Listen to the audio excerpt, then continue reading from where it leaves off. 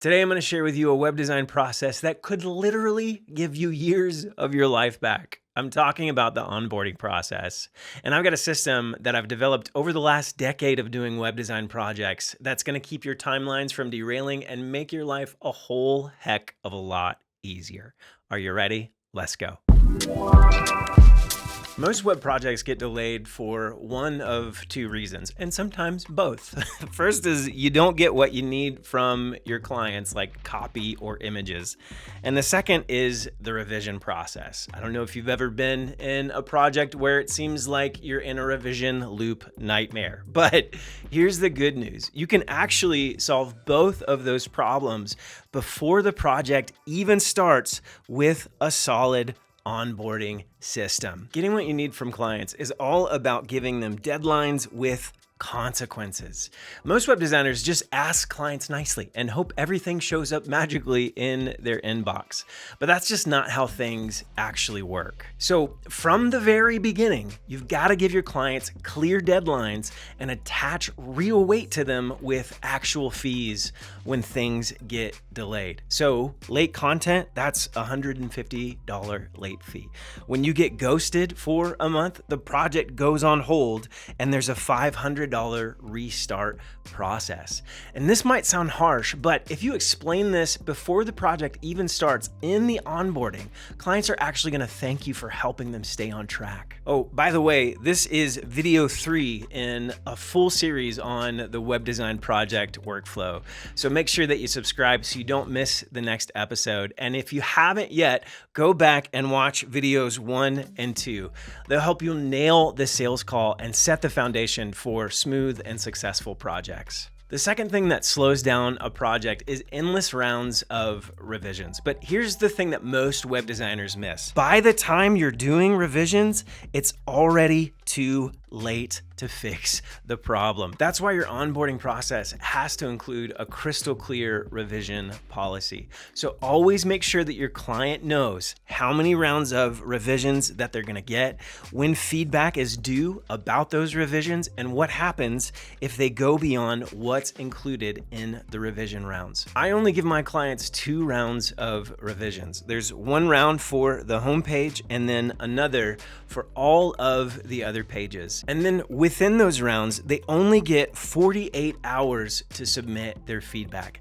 If I don't hear from them in that time, it's considered an automatic approval and the project keeps moving. There's little to no back and forth if you do it this way. If something's unclear, I'll either send a quick follow-up or better yet, I hop on a Zoom call just to clarify and knock it out in real time with them. You don't want to get caught tweaking a button 5 pixels to the left and then 5 pixels to the right. Talk about a nightmare. But here's the key to making sure that you don't get caught in any of those life-sucking scenarios. You don't fix them during the project. You actually fix them before it even starts. So here's the exact process that I use broken down into 4 phases. There's the setup, the questionnaire, the research, and the kickoff call. Let's break each of these down step by step. First up is the setup phase. And this phase starts the moment a client signs a contract and sends in their first payment. And I have a system that's basically copy and paste. I've got a set of Google Drive folders that have everything like quick links to the project, help docs for the client, and even a folder for every single page that I'm working on.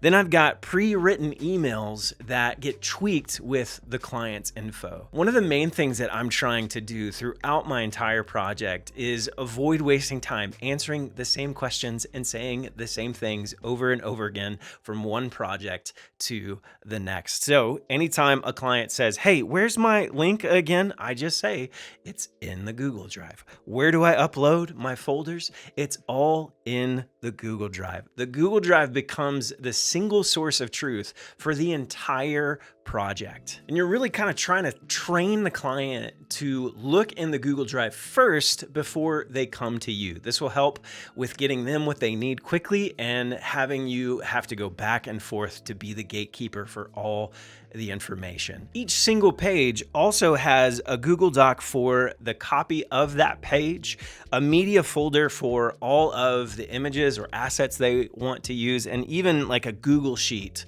for anything that they might want the page to link to, or maybe files that they want to embed. And instead of setting this all up manually every time, I use a Chrome extension called Copy Folder. There's a small cost, but it saves hours every single month. This is also where I keep the sitemap and the contract and everything else that we have talked about or discussed in the project. I've built this system over a lot of years, so every issue that's ever slowed me down, I've created a template or a doc to solve it before it happens. Next up is the questionnaire phase. And during this phase, I send the client a pretty comprehensive intake form, and I just kind of warn them before I even send it that it's a big one, but it's worth it, because if you really want to stay on track, you need to understand your client deeply, not just the surface level stuff. Here's a few questions that I ask. I try to get to their core motivation. So saying things like, what's at stake if nothing changes on your website? Then I'll go into positioning, asking them what makes them different. I try to get audience insight, like what does their audience really care about the most? And even brand preferences, like what other sites really inspire them. And hey, if you want the exact questionnaire that I send to my clients, you can have it absolutely for free. There's a link in the description. Now it's time for the research phase. And here's where I really start digging in and trying to connect the dots from the things that the client says and what we're trying to do on their projects. So I'll take all of the information that they filled in the questionnaire, and I'll start bridging the gaps, right? I'll review their answers, I'll analyze their competitors, and look for design patterns in their industry. And yes, I even use ChatGPT here. I'll prompt it to summarize things like industry trends, audience behaviors, and even some messaging ideas based on their niche. It can be super helpful and a huge time saver.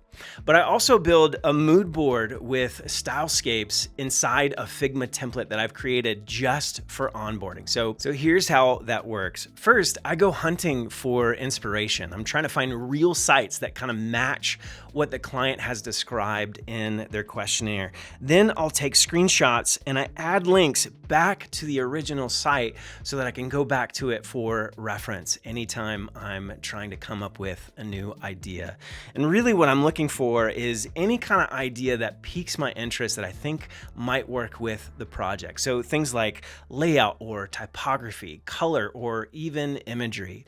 And then from there, I start testing things out, right? I put together font combinations that I think are going to work or maybe be helpful, even onto color palettes, usually starting with direct pulls from the inspiration sites and then refining it as I go on. Then once I got a handful of really strong ideas, I try to bring them all together in what's called a stylescape. And this is a concept that I learned from Chris Do, the GOAT of branding and client communication. And the idea behind a stylescape is that most clients are going to have a really hard time knowing what they like without seeing anything. So when you lay it out with color and type and images, it can really help things click together. Now, you'll see here, this isn't a full-blown design. It's not even a wireframe. It's just a single mock-up of a layout with some fonts, some other types of images, some colors, and some different placements that might work well.